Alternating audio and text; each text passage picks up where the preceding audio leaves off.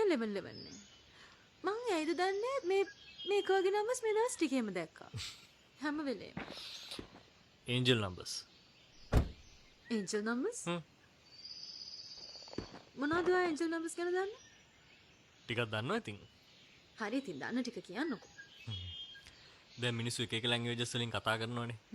හැමෝම කතා කරන්නේ Tamanට ලේසි ලැන්ග්වේජ් එකෙන්නේ. ඒ වගේම තමයි යුනිවර්ස් එකත් අපිත් එක්ක හැම වෙලේම කතා කරන්න try කරනවා. සයින්ස් වලින්, නම්බර්ස් වලින් ඒකට ඉතින් අපි අවධානයෙන් අහන් ඉන්න ඕනේ. එතකොට ගාඩියන් ඒන්ජල් කියන්නේ කවුද?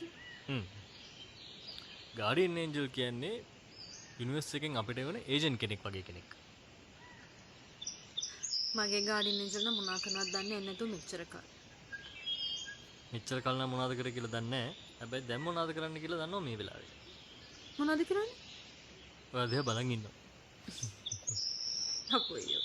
බලාගෙන මේ. නේ? එතකොට මේ ඔයාට මොනවද යුනිවර්ස් එකෙන් හම්බෙලා තියෙන සයින්ස්? ගොඩක් හම්බෙලා තියෙනවා. මොනවද? for an example දවසක් මම පාරේ යනකොට දැක්කා ලොකු බෝඩ් එකක ගහලා තියෙනවා you are handsome කියලා.